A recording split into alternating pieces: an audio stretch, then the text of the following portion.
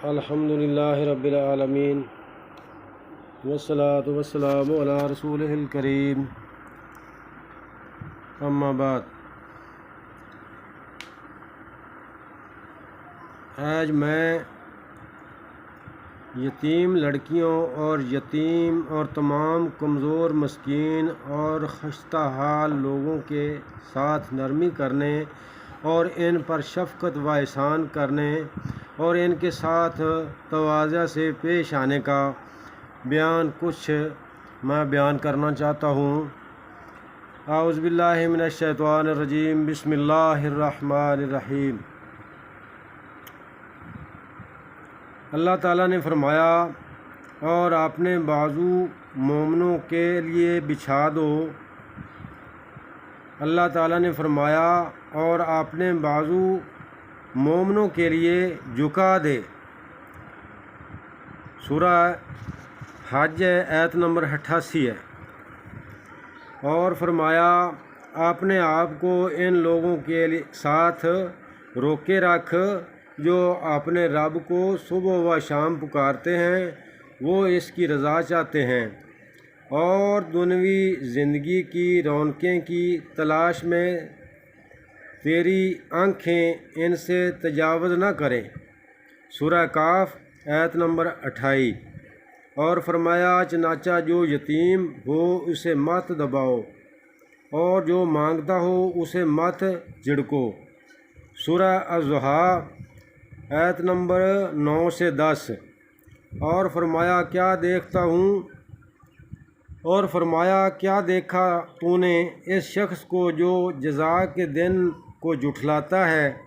تو یہ وہ شخص ہے جو یتیم کو دھکے دیتا ہے اور مسکین کو کھلانے کی ترغیب نہیں دیتا۔ سورہ المعون آیت نمبر 1 سے 3۔ آگے ایک میں مسلم کی حدیث بیان کرنے لگا ہوں۔ مسلم کی حدیث کا حوالہ ہے 2413۔ حضرت سعد بن ابی وقاص رضی اللہ عنہ بیان کرتے ہیں، فرماتے ہیں کہ ہم نبی کریم صلی اللہ علیہ وآلہ وسلم کے ساتھ 6 افراد تھے۔ مشرکین نے نبی صلی اللہ علیہ وآلہ وسلم سے کہا، انہیں اپنے سے دور کر دیں، یہ ہم پر جری نہ ہو جائیں۔ حضرت سعد فرماتے ہیں، میں ابن مسعود قبیلہ حزیل کا ایک آدمی بلال اور 2 اور آدمی تھے جن کے نام مجھے معلوم نہیں۔ مشرکین کے مطالبے پر رسول اللہ صلی اللہ علیہ وآلہ وسلم کے جی میں جو اللہ نے چاہا آیا، چنانچہ انہوں نے یہی کیا، یہ غریب آدمی ہیں، ان کو اٹھا دیں۔ ہماری تو یعنی اس بات میں نیچی ہے کہ یہ غریب بھی وہاں بیٹھے ہوں اور ہم بھی وہاں بیٹھے ہوں، یہ ہمیں جچتا نہیں کام۔ تو نبی صلی اللہ علیہ وآلہ وسلم نے تھوڑا سا جی میں سوچا، چنانچہ آپ نے جی میں کچھ سوچا، جس پر اللہ تعالیٰ نے یہ آیات نازل فرما دی، وَلَا تَطْرَدِ الَّذِينَ يُرِيدُونَ وَجْهَهُ۔ اے پیغمبر، تو ان لوگوں کو اپنے سے دور مت کرو جو اللہ کی رضا جوئی کے لیے صبح و شام اسے پکارتے ہیں۔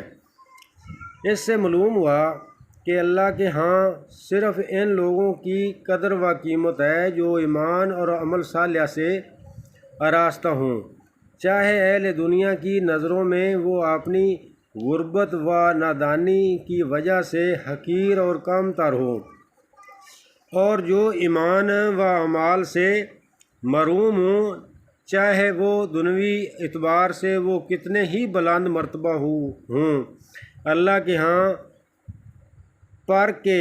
ایک پر کے برابر بھی ان کی وقت نہیں۔ اس میں اہل ایمان کو بھی تنبیہ ہے کہ ان کے ہاں بھی عزت و شرف کا معیار دین ہی ہونا چاہیے، نہ کہ حسب و نسب و مال و جاہ۔ تو اگلی حدیث میں بیان کرنے لگا ہوں۔ حضرت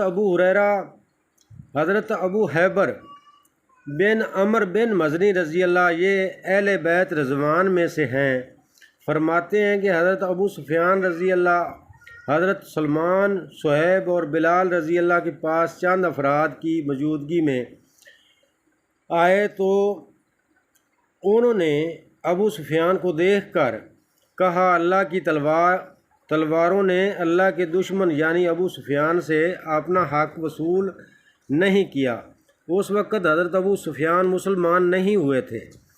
حضرت ابو بکر رضی اللہ نے فرمایا، تم یہ بات قریش کے بزرگ اور ان کے سردار کے متعلق کہہ رہے ہو۔ چنانچہ حضرت ابو بکر نبی صلی اللہ علیہ وسلم کے پاس آئے اور آپ کو یہ بات بتلائی۔ آپ صلی اللہ علیہ وسلم نے فرمایا، اے ابو بکر، شاید تو نے انہیں ناراض کر دیا ہے۔ اگر واقعی تو نے انہیں ناراض کر دیا ہے تو یاد رکھ تو نے اپنے رب کو ناراض کر دیا ہے۔ یہ سن کر فوراً ابو بکر رضی اللہ عنہ ان کے پاس آئے اور ان سے کہا، بھائیو، کیا میں نے تمہیں ناراض کر دیا ہے؟ یعنی میری بات تمہیں ناگوار گزری ہے؟ انہوں نے کہا، نہیں۔ اے ہمارے بھائی، اللہ تعالیٰ تمہاری مغفرت فرمائے۔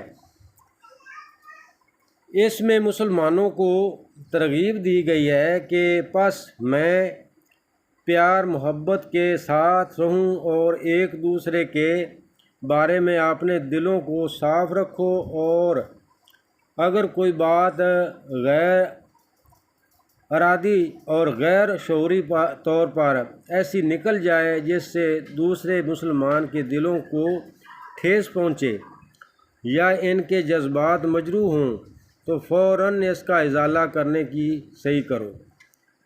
دنیاوی حیثیت سے کمزور لوگ اگر متقی اور پرہیزگار ہوں تو اہل ایمان کو ان کی کسی صورت میں بھی دل آزاری نہیں کرنی چاہیے، کیونکہ اس سے اللہ تعالیٰ ناراض ہوتا ہے۔ حضرت سہیل بن سعد رضی اللہ سے روایت ہے کہ رسول اللہ صلی اللہ علیہ وسلم نے فرمایا، میں اور یتیم کی کفالت کرنے والا جنت میں اس طرح ہوں گے، اور آپ نے اپنی انگشت شہادت اور درمیانی انگلی کے درمیان کشادگی فرمائی، یعنی قریب ہوں گے لیکن درجات میں فرق و تفاوت کا ہوگا۔ بخاری، حدیث نمبر 6005۔ جنت میں نبی صلی اللہ علیہ وسلم کی رفاقت اور آپ کا قرب بہت بڑا اعزاز ہے، جو یتیم کے ساتھ حسن سلوک کرنے والے کو ملے گا۔ اس لیے نبی صلی اللہ علیہ وسلم نے اس گھر کو سب سے بہترین گھر قرار دیا ہے جس میں یتیم کے ساتھ اچھا برتاؤ کیا جاتا ہو، اور اسے بدترین گھر کہا جس میں اس کے برعکس یتیم کے ساتھ بدسلوکی کا معاملہ روا رکھا جاتا ہو۔ اگلی حدیث میں ہے کہ حضرت ابو ہریرہ رضی اللہ عنہ سے روایت ہے کہ رسول اللہ صلی اللہ علیہ وسلم نے فرمایا، یتیم کی کفالت کرنے والا وہ یتیم اس کا قریبی ہو یا غیر قریبی، وہ ان دو انگلیوں کی طرح جنت میں ہوں گے۔ حدیث کے راوی مالک بن انس نے انگشت شہادت اور درمیانی انگلی کے ساتھ اشارہ کیا۔ یہ بھائی صحیح مسلم ہے، اور مسلم کی حدیث ہے 2983۔ اجتماعی کفالت اور خبرگیری کا یہ انتظام راستہ دوروں تک مدتوں نہیں بلکہ اس میں معاشرے کا ہر یتیم اور ضرورت مند آ جاتا ہے۔ مسلمان اس اجتماعی کفالت کے نظام پر عمل کریں تو کسی کو بھی بحیہ زندگی کی ضرورت پیش نہ آئے۔ جو ایک سودی طریقہ ہے، کاش مسلمان اپنے مذہب کی تعلیمات کو اپنائیں تاکہ وہ سودی سلسلوں سے بچ جائیں۔ حضرت ابو ہریرہ رضی اللہ عنہ ہی سے روایت ہے کہ رسول اللہ صلی اللہ علیہ وسلم نے فرمایا، مسکین وہ نہیں جس سے کھجور اور 2 کھجوریں، لقمہ اور 2 لقمے لوٹا دے، بلکہ مسکین تو وہ ہے جو غربت کے باوجود سوال سے بچتا ہے۔ بخاری مسلم۔ اور بخاری کی حدیث ہے 1479 اور صحیح مسلم کی حدیث ہے 1039۔ آگے فرمایا حضرت ابو ہریرہ رضی اللہ عنہ ہی سے روایت ہے کہ نبی صلی اللہ علیہ وآلہ وسلم نے فرمایا بیووں اور مسکین کی خبر گیری کرنے والا اللہ کے راہ میں جہاد کرنے والے کی طرح ہے۔ راوی حدیث کہتے ہیں میرا گمان ہے کہ آپ نے یہ بھی فرمایا وہ اس عبادت کرنے والے کی طرح ہے جو سست نہیں ہوتا اور اس روزے دار کی طرح ہے جو ناغہ نہیں کرتا۔ بخاری مسلم۔ حضرت ابو ہریرہ رضی اللہ عنہ سے روایت ہے کہ نبی کریم صلی اللہ علیہ وسلم نے فرمایا بہترین کھانا ولیمہ کا وہ کھانا ہے جس میں جو ضرورت مند آنا چاہے اسے تو روک دیا جائے اور جو انکار کرے اسے بلایا جائے، اور جس نے دعوت قبول نہیں کی اس نے اللہ اور اس کے رسول کی نافرمانی کی۔ مسلم کی حدیث ہے۔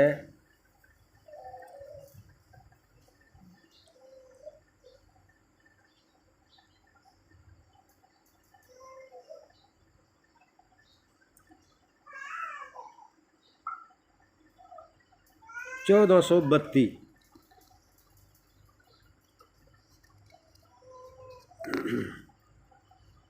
اور صحیح کی ایک اور روایت ہے جو حضرت ابو ہریرہ رضی اللہ عنہ سے ہے، مروی ہے کہ اس میں آپ صلی اللہ علیہ وآلہ وسلم کا قول اس طرح روایت کیا گیا ہے بہترین کھانا ولیمے کا وہ کھانا ہے جس میں مالداروں کو بلایا جائے اور فقراء کو چھوڑ دیا جائے۔